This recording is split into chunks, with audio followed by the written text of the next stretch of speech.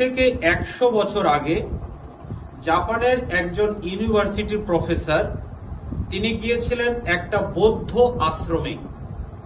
সেখানে বৌদ্ধ সন্ন্যাসী ছিলেন, তার কাছে গিয়ে বললেন যে আমি ধ্যান শিখতে চাই আপনার কাছ থেকে।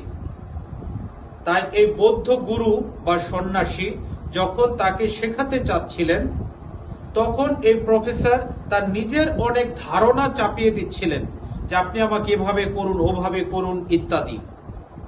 তখন সেই সন্ন্যাসী কি করলেন, তাকে নিয়ে গেলেন, তাকে চা খাওয়াবেন বলে তাদের ডাইনিং রুমে গিয়ে তিনি চা কাপে চা ঢালছেন। যখন কাপ ভরে গেল তখনও তিনি ঢেলে চলেছেন, আর তাই কাপ উপচে পড়তে লাগলো। তখন এই প্রফেসর তাকে বললেন, কি করছেন গুরু, আপনার এই চা তো কাপ ভরে গেছে এবং তা এখন উপচে পড়ছে। তখন সে গুরু বললেন, যেটা কেন উপচে পড়ছে, কারণ কাপটা ভরা আছে। এই কাপটা যদি শূন্য থাকে, খালি থাকে, তাহলে মাত্র এটাতে চা ঢালা যায়। আর ঠিক তেমনি আপনি যে আমার কাছে এসেছেন, আপনার মনের মধ্যে যত রকম ধারণা আছে, তাই আমি আমার ধারণাগুলো আপনার কাছে দিতেই পারছি না, আমার ধারণাগুলো সব উপচে পড়ছে। তাই আপনাকে আগে হৃদয় থেকে শূন্য হতে হবে, হৃদয় থেকে খালি হতে হবে, তাহলে আমি আপনাকে ধ্যান শেখাতে পারবো। আর তারপরে তিনি বুঝেছিলেন। খ্রিস্টে আমার প্রিয়জনেরা, আজকের মঙ্গল সমাজেরটা কিন্তু এটাই। তখনকার আমলেও ইহুদি ফরিসিরা তারা এরকম বিভিন্ন রকমের ধারণা তাদের মনের মধ্যে ছিল। আর তাই তারা যখন এসে দেখলো যিশুর শিষ্যরা হাত না ধুয়ে খাচ্ছে, আর সাথে সাথে তারা অভিযোগ জানাতে লাগলো এটা কেন করা হচ্ছে, এটা মণ্ডলীর বিধানের বিরুদ্ধে। কারণ মণ্ডলীর বিধান বলে যে তারা সবাই হাত ধুয়ে খাবে। আসলে তখনকার আমলে দু ধরনের ধোয়া ছিল, একটা ছিল আনুষ্ঠানিক ধোয়া, আর আরেকটা ছিল সুস্বাস্থ্যের জন্য ধোয়া। আনুষ্ঠানিক ধোয়াটা হলো একজন পুরোহিত মন্দিরে কি করত, যখন মানুষ উপহার হিসেবে খাদ্যদ্রব্য বা কাঁচা দ্রব্যগুলো আনত, সেগুলো তিনি জল দিয়ে ধুয়ে নিতেন।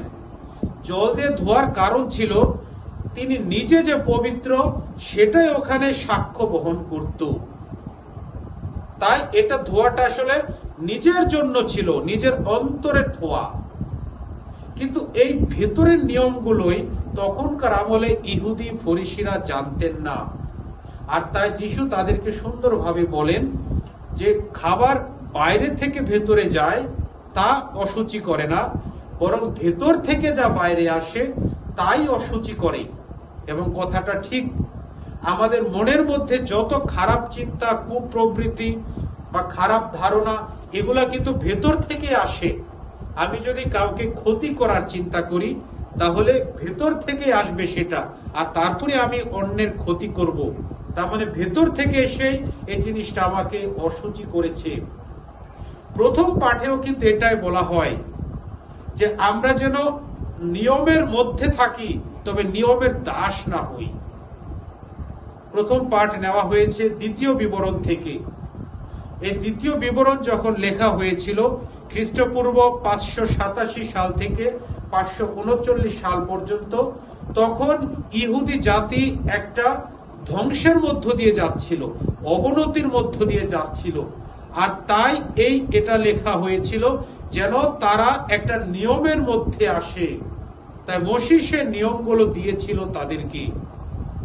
দ্বিতীয় পাঠে আমরা দেখতে পাই আমরা যেন নিয়মগুলো ভালো মতো করতে পারি, সেটা যাকবের ধর্মপত্র থেকে।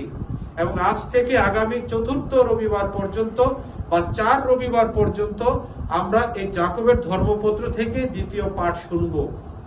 তাই আজকে এই যে যিশু যে সুন্দরভাবে বলছেন আমরা যেন আমাদের অন্তরটাকে শুদ্ধ করি। আমরাও যদি আমাদের নিজেদেরকে যদি দেখি, আমরা অনেক সময় মানুষের বাহ্যিক চেহারা দেখে আমরা বিচার করি, আমরা তাদের অন্তর দেখে বিচার করি না। তাই আজকের এই অনুষ্ঠানে, আজকের এই খ্রিস্ট জাগে, আজকের এই রবিবার দিনে আমরা ঈশ্বরের কাছে ওই প্রার্থনা করি আমরা যেন আমাদের অন্তরটাকে সবসময় পরিষ্কার রাখি, আমরা যেন সবসময় যিশু যা বলেছেন আমরা যেন তা করতে পারি। ঈশ্বর আমাদের সবাইকে আশীর্বাদ করুন।